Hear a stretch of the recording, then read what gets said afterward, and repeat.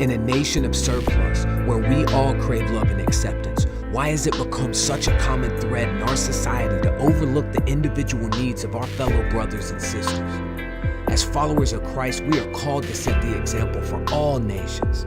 So as His ambassadors, we seek to do away with the yoke of oppression and to be the voice on behalf of the voiceless.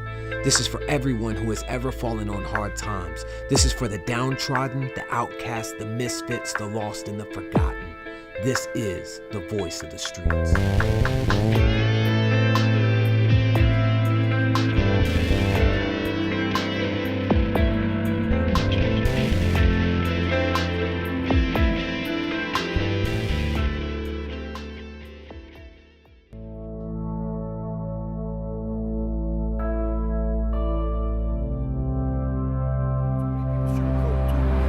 Too many people sugarcoat it.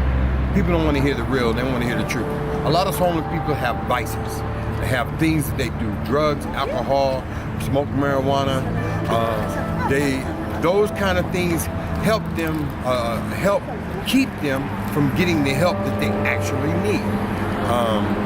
I'm a person, I got a driver's license. I have a Social Security card. I even have my birth certificate, and I've had it for a while. Because you can't do anything in any city in America without those type of credentials. Okay, how are you going to help the homeless when he has or she has no ID, no Social Security card, no birth certificate?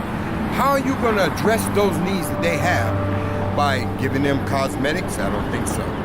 See, first of all, when you're homeless, you develop a lot of bad habits. Okay, you don't bathe regularly.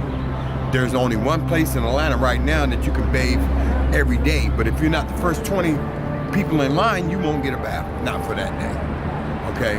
They shut down Peachtree and Pine, which was a 400 or 500 bed facility that housed the homeless women, men, and children, okay? It became a drug haven for drug dealers, and they were shooting all up in the building. That's why they had to close it down. It was no longer helping the homeless. It was becoming a place where you could get hurt just because you got a check. Another thing, there's a lot of us out here, not me. I don't get a check unless I work for it. But there's a lot of people out here that get checks. They can have a place to live, but they refuse to. You know why? They refuse to because of the vices that they have. They have drug vices, they have alcoholism vices, they have greed is what they have, okay? Glutton is another thing that they have.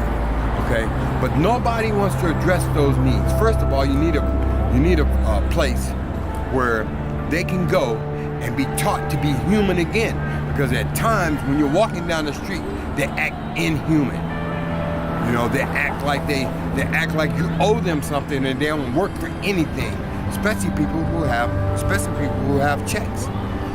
Their checks go to the drug dealer who's riding around in Mercedes Benzes and everything because they get their checks every day.